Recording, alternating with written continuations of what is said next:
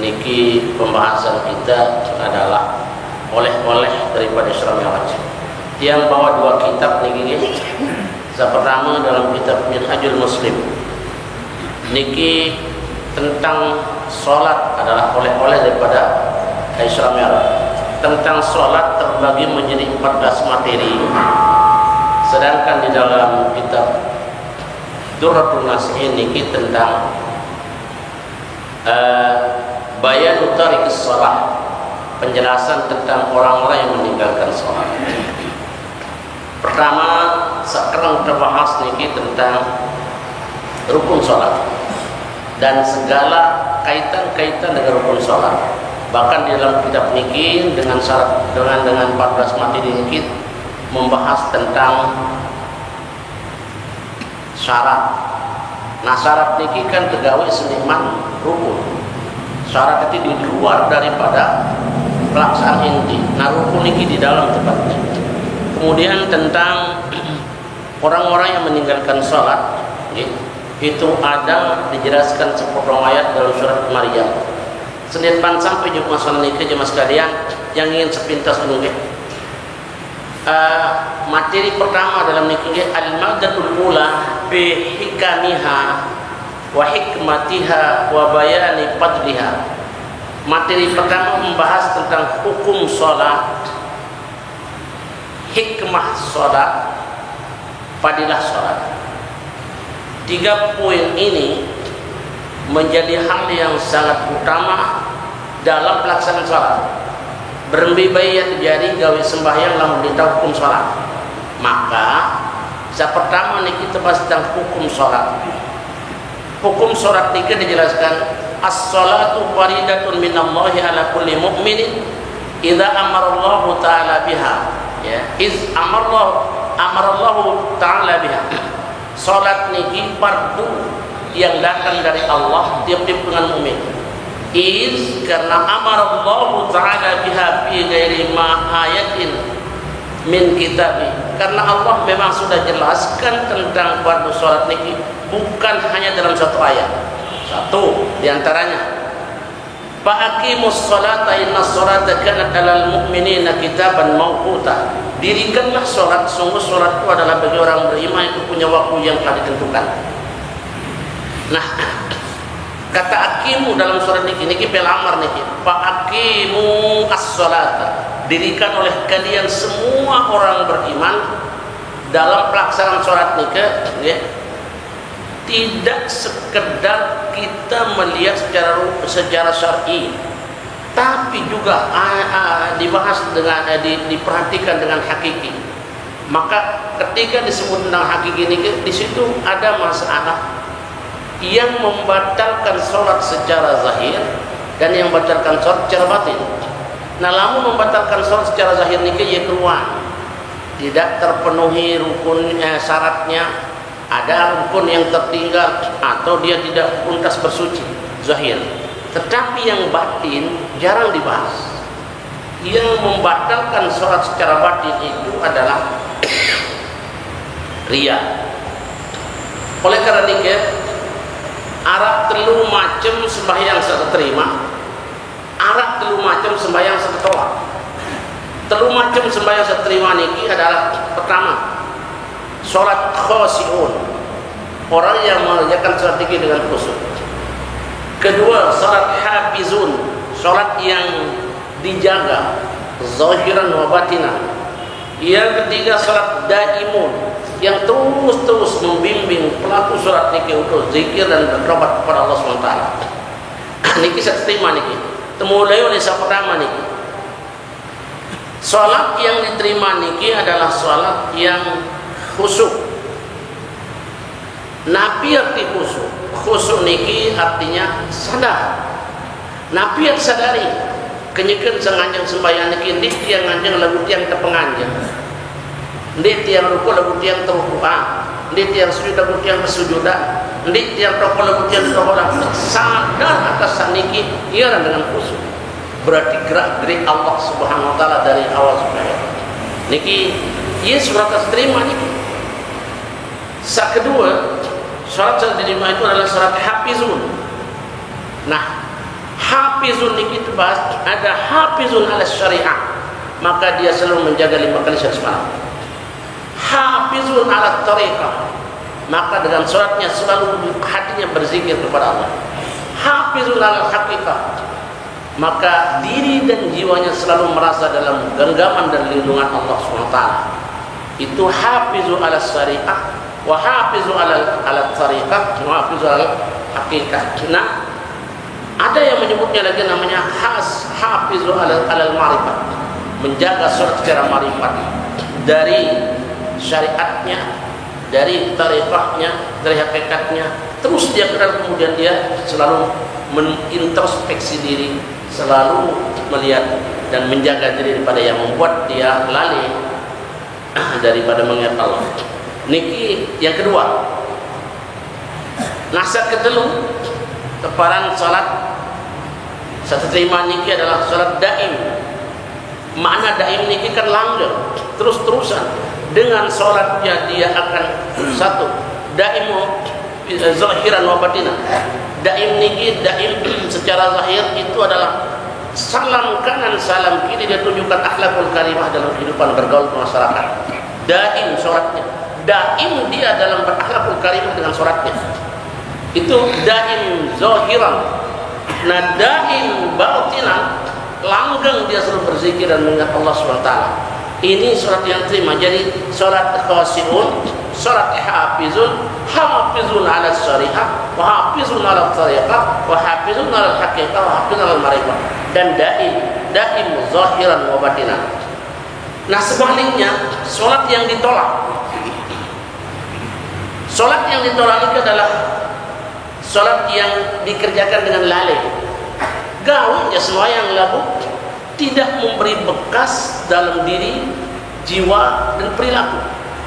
Maka apalah artinya sholat kalau ia tidak melahirkan satu kemuliaan dalam perilaku.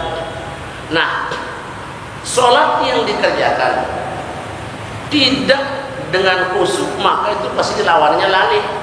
Maka sholat yang lalai tidak diterima. Nah, yang disebut dengan lalai ini adalah salam kanan salam kiri dalam sholatnya tidak tercermin akhlak yang mulia. Yang kedua, sholat yang tidak diterima ini adalah ro'un. Mereka sholat tapi masih saja sifat riya, ujub, takabur, sum'ah dan perkara-perkara yang berkaitan dengan hati. Nah, ini kita pada muhlika. Nah, sholat yang tidak diterima yang kronik itu bukan sholat ro'un, sholat karena riya dan sejenis riya ini. Nah, yang ketiga, sholat yang tidak diterima ini kita bukan as-salat bi ghairi ilmin. Ya sembahyang jalan tidak ngerti tentang sholat. Mohon maaf niki. Bicara tentang sholat, bicara soal masalah berat. Innaha lakabiratun illa alal khashiin. Sholat ini sholat berat. Kecuali orang khusyuk yang bisa mampu memahami bagaimana kehebatan sholat ini. Berkaitan dengan ini jemaah sekalian,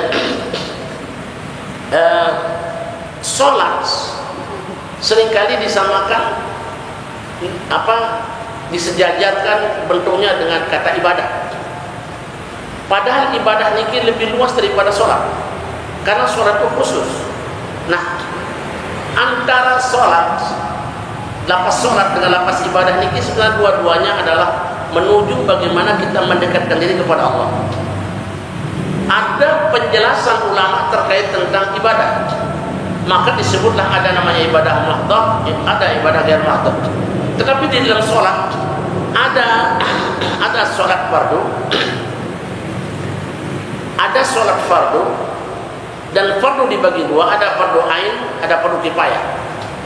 Yang fardu ain itu adalah pribadi yang perlu. Yang fardu kifayah itu adalah sholat jenazah. Nah, ada yang sunat, ada yang bentuknya nazar. Ada seseorang yang melakukan suatu perbuatan, kalau saya berhasil perbuatannya saya akan sholat sunat begini. Bukan fardu, sholat sunat. Itu nazar dan itu jadi wajib. Nah, Bentuk-bentuk sholat sabar niki yang sebutkan bahwa di dalam kehidupan yang perlu niki ada yang pemahaman yang perlu niki dalam sholat, jangan hanya berputar kepada persoalan syariat, persoalan yang kita kerjakan dari sejarah. Niki sembahyang yang perlu lihat sejarah niki baru satu di antara sekian poin-poin sembahyang niki. Dalam gawe alat sejarah niki cukup itu untuk orang syariat namanya. Tetapi sholat tarekat itu bagaimana? Sholat hakikat itu bagaimana? Sholat marifat itu bagaimana? Berikut niki. Orang-orang yang mendirikan sholat niki adalah orang-orang yang dipanggil oleh Allah sebagaimana dalam ayat niki ya. Allah berfirman, "Faqimus sholata innas sholata kanat 'alal mu'minina kitaban mawquta." Maka dirikanlah oleh salat, karena salat adalah orang beriman ini adalah punya waktu yang telah ditentukan. Dia bau tepiak-piak niki. Nah, inilah salat fardu yang punya waktu. Ayat kedua, hafizu 'ala sholati was sholatil wusta. Jaga salat niki dan salat yang wusta. Salat yang wusta niki banyak pendapat ulama. Sebagian besar ulama berpendapat salat wusta itu adalah salat asar. Salat yang paling berat salat wusta niki. Kemudian berikutnya ayat yang dia pakai adalah aqimis salata innas salata tanha 'anil fahsya'i wal munkar. Dirikanlah salat karena salat itu mencegah daripada perbuatan keji dan mungkar. Maaf jemaah sekalian. Li inti salat teparan, inti salat niki khusyuk. Saya pun dah jelaskan baru. Tapi tujuan salat itu mencegah dari perbuatan keji dan mungkar. Nah, kata keji dalam ayat itu oleh para ulama, pertama, yang namanya keji itu adalah perbuatan-perbuatan yang cenderung mengarah kepada syirik. Apalagi syirik, mengarah saja sudah keji itu. Karena apa? Lamun sampai ke dalam ranah syirik, tidak ada jalan ampunan, ditutup pintu taubat. Nah, keji sekeji-kejinya lah yang mengarah kepada syirik. Keji itu. Nah, sehingga ada namanya syirik jali, ada namanya syirik khafi. Sarang syirik jali ini terang-terangan orang itu melakukan perbuatan syirik, baik lisan maupun perilaku. Itu syirik jali namanya. Tetapi ada yang syirik khafi. Nah, syirik khafi ini adalah disebut seringkali dengan sebutan muhlikat, ujub, membanggakan diri, riya, pamer segala ibadahnya, takabur, menganggap diri lebih daripada yang lain, sum'ah, memperdengar-dengarkan kebaikan, kemuliaan yang Allah berikan pada dirinya. Ini dinamakan syirik khafi, syirik yang sangat dan bisa jadi mengganjal sholatnya, tidak diterima. Maka riya, ujub, takabur, sum'ah adalah mengganjal sholat seseorang dan itu ditolak. Sesuai dengan ayat separuh niki jemaah sekalian. Nah, berikut niki bahwa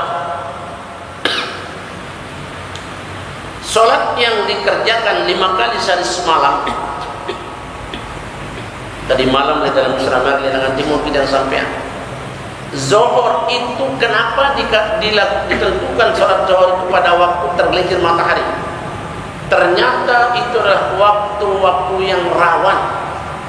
Waktu rawan untuk orang lupa kepada Allah. Biasanya yang terlelah, panas, malah lapar, mungkin ngantuk saat-saat itu. Rawan untuk kita lupa kepada Allah.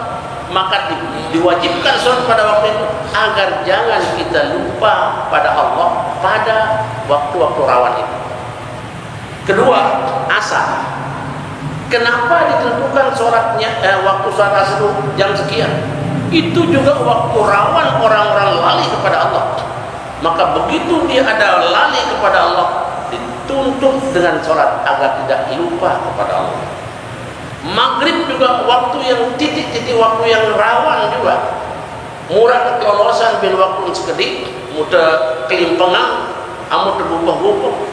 Nah, seringkali orang lain di situ. Maka diwajibkan sholat maghrib agar jangan lali kepada Allah. Begitu juga isya, begitu juga subuh. Penentuan waktu sholat zuhur, asar, maghrib, isya itu ada di dalam ayat yang tadi. Ada yang mengatakan Faqimus shalah inna sholata kanat 'alal mu'minina kitaban mawquta. Dirikan oleh kalian akan salat, karena salat itu atas orang-orang beriman punya waktu yang telah ditentukan. Ini oleh para ulama dalam kitab-kitab tasawuf membaginya, ini namanya waktu syariah. Secara syar'i sudah ditentukan waktunya, karena secara logika itu waktu adalah waktu yang rawan melupakan Allah. Nah, ada surat At-Tariqah, suluknya orang-orang yang ingin mendekatkan diri kepada Allah itu, dia berusaha di dalam hatinya untuk selalu dengan denyut nadi, denyut jantung, denyut hatinya adalah untuk berzikir kepada Allah SWT. Nah, solat yang niki, kedua niki, tarekah niki, waktunya adalah liduluki samsi ila gasakil lail. Liduluki samsi, sejak tergelincir matahari, ila gasakil lail, sampai malam gelap. Nah, tetapi kalau solat hakikah niki itu masuk pada ranah solat daim. Solat hakikah niki solat daim, selalu berzikir kepada Allah. Karena apa? Kiblatnya nanti ini, kalau sholat syariat itu adalah Ka'bah, sholat tarekat itu hati, tapi sholat hakikat itu kiblatnya adalah ayat yang mengatakan aynama takunu fasamma wajhullah. Mbimbi tahu yang kamu sudah berhadapan ke jenengan. Mbimbi tahu berarti kan segala waktu dan kesempatan yang kamu adalah berhadapan dengan Allah. Sholat daim adalah sholat yang ketiga. Jemaah sekalian,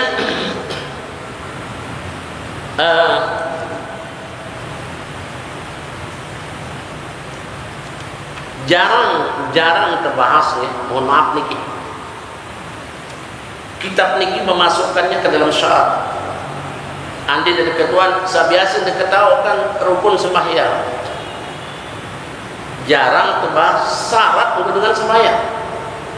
Maka di sini disebutkan syurutu wujubiha, syarat wajib sembahyang niki berembe. Ndi kewajiban sembahyang tiba dengan kafir. Syarat pertama orang yang diwajibkan sembahyang itu adalah orang beriman. Nah, kan ini penjelasannya ya. Syurutu wujubiha, syarat wajib sembahyang niki adalah al-Islam. Fala tajibu ala kafirin, maka tidak wajib salat atas orang kafir. Mohon maaf ya sekalian. Tadi yang sebutkan ada syirik jali, ada syirik khafi. Kafir juga ada yang kafir jali, kafir khafi. Nah, kafir, arti kafir secara bahasa ini kan membendung kebaikan seseorang tidak sampai kepada Allah, itu kafir. Atau ada yang mengartikannya kafir itu jauh dari rahmat Allah. Maka kalau ada kafir dalam bentuk apapun itu, maka menghalangi sholat itu diterima. Sehingga kata kafir dipakai di banyak hal. Misalnya lain syakartum lazidannakum wa la in kafartum, kata kafir di situ. Lain syakartum lazidannakum, jika kalian bersyukur akan kutambahkan nikmat kepada kalian. Lain kafartum, jika kamu kafir, katanya. Yang disebut dengan kafir bukan kafir aja, tapi kafir nikmat. Inna azabi lasyadid, sungguh ada siksa surga pedih. Itu baru kafir terhadap iman. Yang paling bahaya adalah kafir etikad, mengetikadkan selain Allah ada, berarti bersyirik kepada Allah. Itu adalah yang mendinding seseorang dari diterima sholatnya. Maka sholat yang diterima, sholat yang pertama syaratnya adalah orang Islam. Orang kafir tidak diperintah sholat. Andi nyara dengan kafir, milu-miluang sholat, tidak punya nilai. Ya namanya milu-miluang. Okay? Taqaddamu syahadatain syartun fil amri bis salati liqaulihi sallallahu alaihi wasallam umirtu an uqatila an-nas hatta yashhadu an la ilaha illallah. Taqaddamu syahadatain, karena harus didahului dari dua persaksian niki.